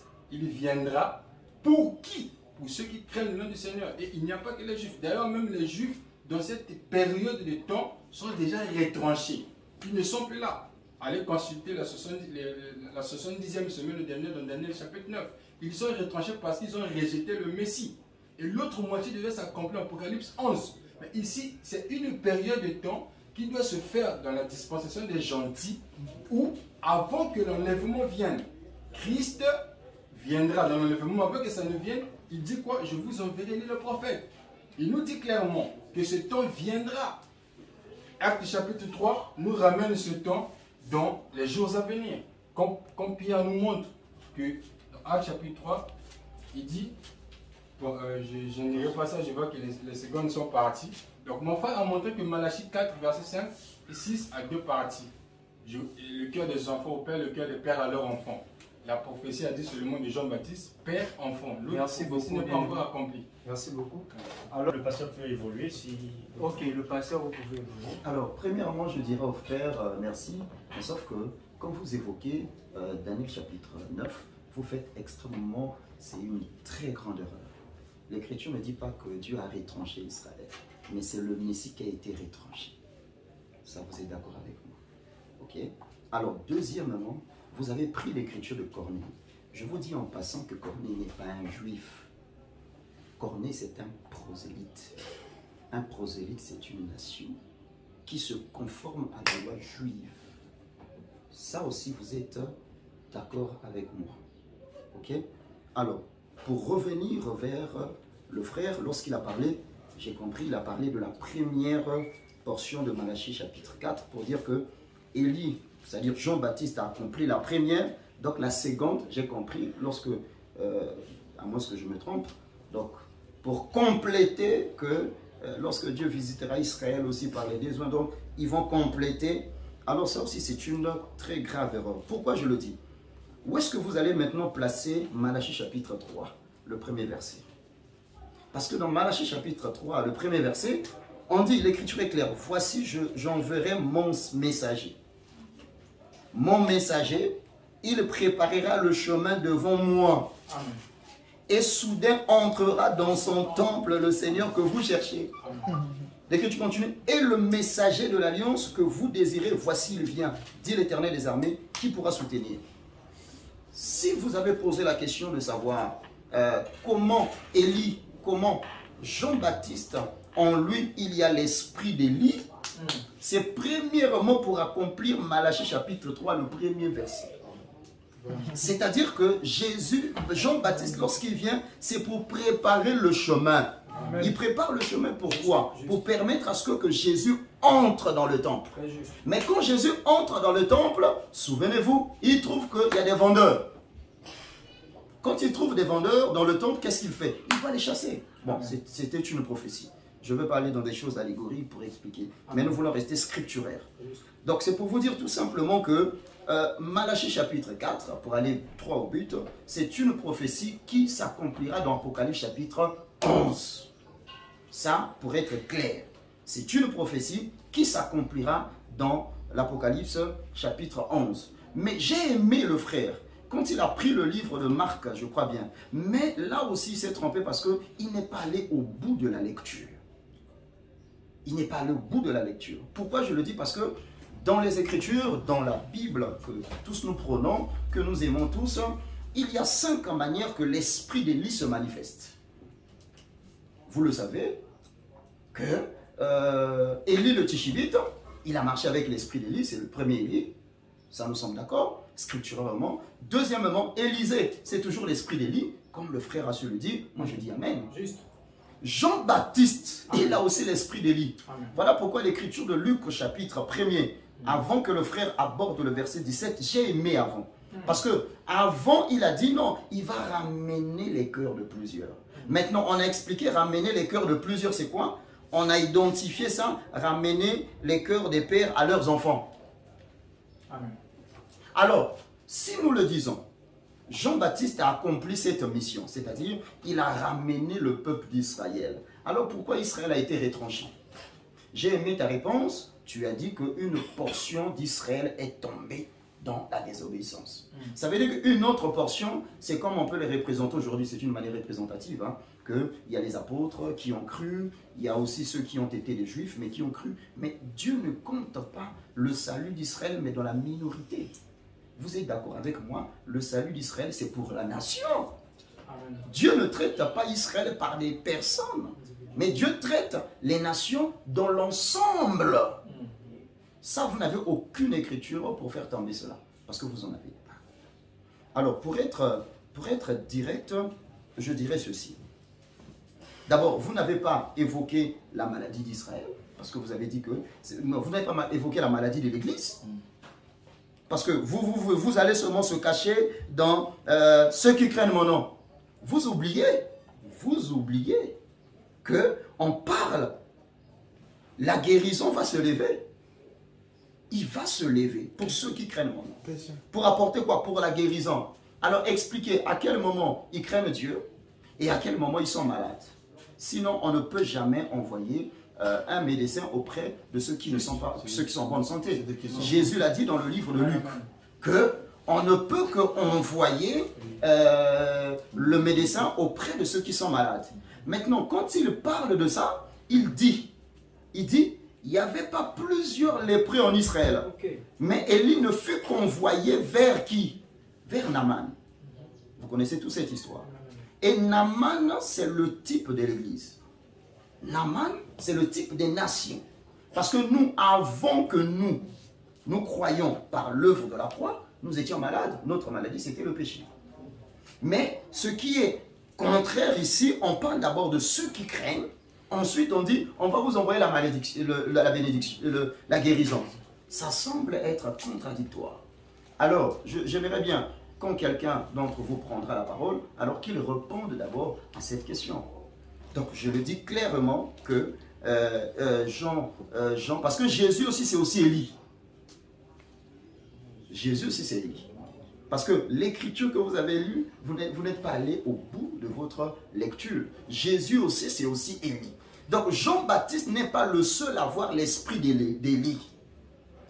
Souvenez-vous, regardez la mission, je suis dans 1 Roi chapitre 17, 1 Roi chapitre 17, 1 Roi chapitre 18, 1 Roi chapitre 19, 1 Roi chapitre 20.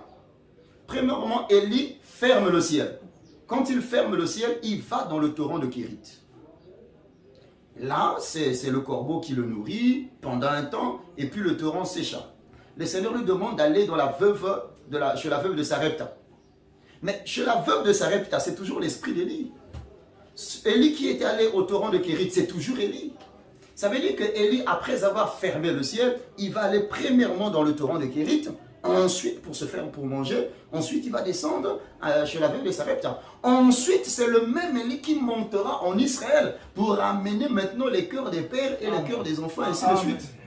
Pour accomplir les deux portions de Malachie chapitre 4, le verset 5 jusqu'au verset 6, c'est toujours Élie.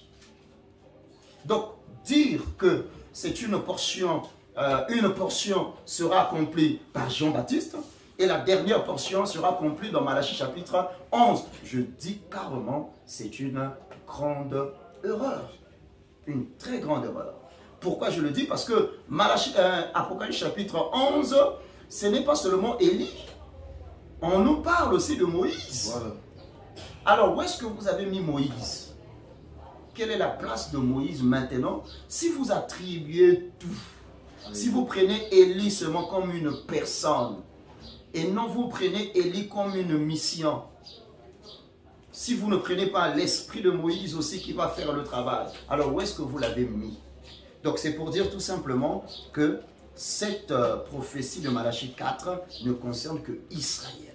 Alors la première portion qui s'est accomplie avec Élie, avant que Jésus-Christ vienne, c'est Malachie chapitre 3. À moins que vous me dites que Malachie chapitre 3 va s'accomplir après. Mais vous êtes d'accord avec moi que Jean-Baptiste, lorsqu'on a envoyé les gens vers Jean-Baptiste, parce que les scribes et les pharisiens avaient envoyé des gens vers Jean-Baptiste. Ils avaient envoyé des gens vers Jean-Baptiste. Pour dire que, qui es-tu? Par quelle autorité prends-tu la parole pour prêcher? Jean-Baptiste, comment il avait répondu? Même Jésus dit, oh, quand vous êtes allé au désert, vous êtes allé voir qui? Un prophète? Non. En Israël, on n'appelle jamais Jean-Baptiste, l'esprit d'Élie, le prophète. En Israël, quand on dit le prophète, ils savent ce que c'est le prophète. Et puis Jésus dit, vous êtes allé voir un roseau qui s'agite. Donc, c'est pour dire que lorsque nous voyons le Seigneur envoyer Jean-Baptiste, donc Jean-Baptiste est arrivé comme le messager pour préparer le chemin. Okay. Et quand il a fini de préparer le chemin, c'est là où Jésus est entré. Vous avez consommé que les 8 minutes. Maintenant, je prends les 2 minutes restantes pour que le frère Timothée puisse répondre. Non, c'est pas non, parce que non. Je prends les 2 minutes. Maintenant, votre question était. Bon, moi, comme j'avais dit, j'aurais aimé que ce soit. Non, posez d'abord votre question. La question était sur les ailes de l'aigle. Le frère Timothée, vous avez que 2 minutes pour répondre à cette question. C'était sur les ailes de l'aigle où on a montré que les ailes de l'aigle, où j'ai bien montré que Aaron n'était pas prophète de Dieu, il était sacrificateur. Maintenant, vous avez dit que les deux ailes là typifient des prophètes. Alors, j'avais voulu une écriture où on présente Aaron comme prophète du Seigneur, pas prophète de Moïse. La question est de nous pas ici. C'est le groupe, non? C'est le groupe. Oui, c'est le groupe. On va pas nous diviser. Non, peu importe, pasteur. Ok, donc nous passons. Alors, pour répondre à la question qui a été posée, alors pourquoi le frère a-t-il attribué, est-ce qu'il y a vraiment une écriture noire sur blanc qui certifie que Élie était aussi prophète? Non, pas ça. Les deux ailes, c'était Aaron et Moïse. Les deux ailes, c'était... Aaron aussi était le prophète de Dieu. Ah, Prophète de Dieu. La question c'est est-ce que Aaron fut un prophète de Dieu? C'est ça la question. D'abord, répondre d'abord que les deux il y a ailes, deux c'était questions. deux prophètes. Voilà. Est-ce que deux ailes égale à... Aaron et Moïse. Le frère Timothée a dit, je reviens sur Par ce rapport point. à Exode chapitre 19, verset 4. Les deux ailes, c'est Aaron et Moïse. Aaron C'est il a déclaré. Aaron était prophète de Dieu. Nous, on veut maintenant l'écriture qui montre que d'abord Aaron était prophète de Dieu. Et Moïse, on n'a pas de problème. Ah, Moïse, il n'y a pas de problème. Aaron. D'accord. Et la Les deux deuxième, ailes étaient Aaron et Moïse. et la Aaron et deuxième Moïse. question, Et c'est c'était de deux montrer prophètes. que si Aaron fut un prophète de Tu Dieu. vas attendre les questions. On ne veut pas que le temps passe. C'est ça. Ah, on attend. C'est mieux, on attend ça. Non, mais on est presque, puisqu'on a On est épuisé les presque. 2 minutes, il faut répondre d'abord Il faut sur les répondre. 2 minutes là et puis on entame les questions-réponses. D'accord, ok. Alors, pour répondre, vous le savez tous, cette écriture, que c'est par un seul prophète qu'Israël est sorti. Israël est sorti de l'Égypte. Vous savez, c'est par un prophète qu'Israël est sorti. Je suis d'accord. Et c'est aussi par un prophète qu'Israël fut gardé. Je suis d'accord. Souvenez-vous dans Exode chapitre 3, lorsque le Seigneur parlait à Moïse, Aaron était absent. Aaron n'était même pas là. Il n'y a pas une écriture qui dit que non, Dieu a parlé directement avec Aaron. Voilà pourquoi Aaron appela toujours Moïse mon Seigneur. Mon Seigneur. Et la particularité, c'est que, bon, là, je serai obligé de rentrer aussi dans la révélation.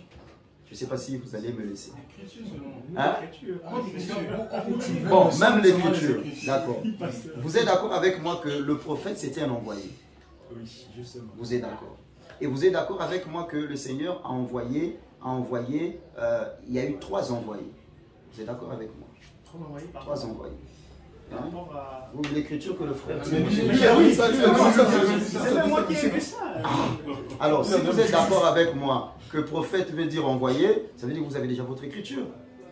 Que Aaron était prophète. Mais c'est que Aaron était prophète. À Myriam, Marie, pour d'autres, elle était aussi prophétesse. Vous êtes d'accord avec moi? Si prophète veut dire envoyé, à moins qu'il y a une autre connotation de la signification du nom du mot prophète. Parce que si on définit prophète seulement comme porte-parole, alors ça veut dire que tous tels que nous sommes là, nous n'avons pas compris ce que c'est un prophète. Ok, donc nous passons directement aux questions-réponses. Là, nous allons... Non, déjà question-réponse. Oui, déjà. Ah oui, nous sommes sur les Est-ce que tu veux parler là? On a déjà fait plus d'une heure. Le pasteur a eu à dire que l'esprit d'Élie vient 5 fois dans ses déclarations. Il a cité l'esprit d'Élie dans Élie, dans Élisée, dans Jean-Baptiste, 4e fois dans Jésus. C'est ça, non? Et le pasteur a montré que Christ travaille avec l'esprit d'Élie pour la 4e fois et la 5e fois dans Apocalypse chapitre 11. Moi aussi, j'aimerais aussi avoir une écriture qui montre que Jésus avait l'esprit d'Élie. Et vous avez pris un bon type. Parce que vous avez posé une question, montrez là où l'église est malade. Et vous avez parlé de Naaman. En fait, ce n'était pas Naaman que Jésus avait parlé, c'était la veuve de Sarepta. C'était ça, la veuve de Sarepta. Voilà. Mais moi, je prends le contexte de la veuve de Sarepta. Non, dire aussi, il y avait Naaman aussi dans l'écriture. Pas de problème. Non, il faut accepter. Pas de problème. Ce n'est pas de problème. Je prends l'angle de la veuve de Sarepta, qui était aussi une femme des nations. Et quand Israël était tombé dans l'endurcissement de Jéhovah à cause d'Akab, Élie va quitter Israël pour se révéler vers une femme qui vivait aussi dans la sécheresse et qui attendait la mort. Et c'est là maintenant que le ministère d'Élie va agir avec une femme des nations pour travailler avec cette femme qui était dans la difficulté. Et vous avez dit que Christ a travaillé en tant qu'Élie pour venir guérir l'église des nations. Moi, je dirais de me montrer Christ, quand il vient sur la terre, il dit, je suis venu uniquement pour les brebis perdues d'Israël. Ça, c'est Christ en tant qu'homme. Tu ne me montreras pas une écriture, le Christ en tant qu'homme dit que je suis venu pour les nations. Mais c'est après que Christ est parti, c'est à ce moment-là maintenant qu'il travaille avec les nations. Mais quand il était sur terre en tant qu'homme, que toi tu crois, il avait l'esprit d'Élie. Il dit, je suis venu uniquement pour les brebis perdues d'Israël. Donc à ce moment-là, ça écarte déjà le type que vous parlez de Naaman. Je ne sais pas si comment vous pouvez positionner cela dans la Bible. Christ est vivant avec l'esprit d'Élie et travaille encore avec Naaman, alors que lui, il a dit que je suis venu uniquement pour les brebis perdues d'Israël. Là, on parle de Christ étant sur la terre. Voilà un peu la première question que je pose et je pense que je réponds aussi directement à ta question. La veuve de Sarapta qui était une femme des nations. Et il y a beaucoup de types, beaucoup de paraboles que Jésus a données dans la Bible concernant la condition de l'Église avant le retour de l'époux. Jésus a parlé de la femme qui, avant l'arrivée de l'époux, avait perdu l'une de ses drachmes. C'était une des conditions de l'Église avant la venue du Seigneur. Et il devait prendre le balai pour rechercher maintenant la drachme. Et quand il trouve cela, il appelle ses amis pour réjouir comment ensemble. Et nous croyons que quand Jésus donnait ces paraboles-là, c'était des prophéties en fait. Quand Jésus parlait des 10 vierges, du quand l'époux a tardé à venir, les vierges se sont endormies. C'était la condition comment de l'Église. Mais avant la venue de l'époux, il y avait un message pour réveiller maintenant l'Église et recevoir comment le message comment de la venue comment de l'époux. Et il y a beaucoup de types, vous êtes certainement passés, vous connaissez tous ces types. Et même Christ, quand Jean l'écrivain dans le livre de l'Apocalypse, on reçoit la révélation où Dieu s'adresse aux 7 églises des nations. Vous allez remarquer que la plupart des messages que Dieu donne aux églises des nations, l'église était tombée bas. Et Dieu disait toujours à l'église, relève-toi, réponds-toi d'où tu es tombé. Écoute ceci. Et nous croyons tous que c'était des prophéties que Dieu donnait comment à l'église. Je ne sais pas si vous pouvez me montrer une écriture qui dit que depuis que les apôtres ont bâti l'église n'était que debout, non. Christ au contraire a évoqué les failles de l'église plusieurs fois. Et il disait toujours à l'église de se repentir et de se relever. Et deuxièmement, le pasteur a eu à évoquer, dire que Jean-Baptiste, en comprisant l'idée de mon précieux frère qui est ici, il dit que Jean-Baptiste n'a pas accompli Malachie chapitre 4, mais il a accompli Malachie chapitre 3. Moi, je suis d'accord avec le pasteur que Jean-Baptiste a accompli Malachie chapitre 3. Et je te rappelle que Jean n'a pas ce nom plus seulement comme Malachie chapitre 3, mais il a accompli aussi Ésaïe 40, verset 3. Un prophète peut venir selon plusieurs écritures de la Bible. Parce que si vous dites que Jean n'est pas venu selon Malachie chapitre 4, alors comment est-ce que vous allez placer l'écriture que mon frère vous a donnée de Luc 1, 17? Quand Dieu dit à Zacharie que l'enfant qui viendra marchera avec la puissance et l'esprit d'Élie pour ramener les cœurs des enfants à leur père. Ça, c'est une seule prophétie dans la Bible qui concerne cette écriture-là, c'est Malachie chapitre 4. À moins de le pointer dans une autre écriture, je ne sais pas comment le pasteur va le pointer. Et s'il y en a aussi, je serais très ravi de recevoir ça. Pour ne pas monopoliser la parole. C'est pas encore fini, il avait posé sur la question de Moïse. Quand vous passez Malachie chapitre 4, il y a Élie et Moïse. Répond aussi à Moïse. Voilà, le pasteur a aussi dit que dans Malachie chapitre 4, il y a Élie et Moïse. Mais moi, je dis que si vous pouvez me montrer dans Malachie chapitre 4, là où il y a Élie et Moïse, moi je vous dis qu'il n'y a pas Élie et Moïse. Dieu dit, souvenez-vous de la loi de Moïse, mon serviteur. On doit se souvenir de la loi de Moïse. Il n'y a pas Moïse qui est là. À moins que vous ayez une écriture qui dit que dans Malachie chapitre 4, il y a aussi Moïse. Mais dans Malachie chapitre 4, il y a un seul homme qui vient faire la mission, c'est Élie le prophète. Voici, je vous enverrai Élie, pas les prophètes, mais Élie le prophète. Mais Dieu demande à ce peuple-là que vous avez bien défini, qui craignait le nom de Dieu, de se souvenir de la loi de Moïse. Donc si le pasteur peut nous montrer dans Malachie chapitre 4, où on pointe aussi Moïse qui doit venir de la prophétie de Malachie, nous serons ravis. Mais nous, on vous apprend que dans cette prophétie, il n'y a pas Moïse. Il y a Élie seulement, c'est un seul homme, Élie, qui vient pour accomplir ces deux missions que les frères ont eu à décortiquer. Il s'agissait bien et bien deux missions dans Malachie chapitre 4 que vous avez eu à nier. Et je peux laisser la parole à mon frère.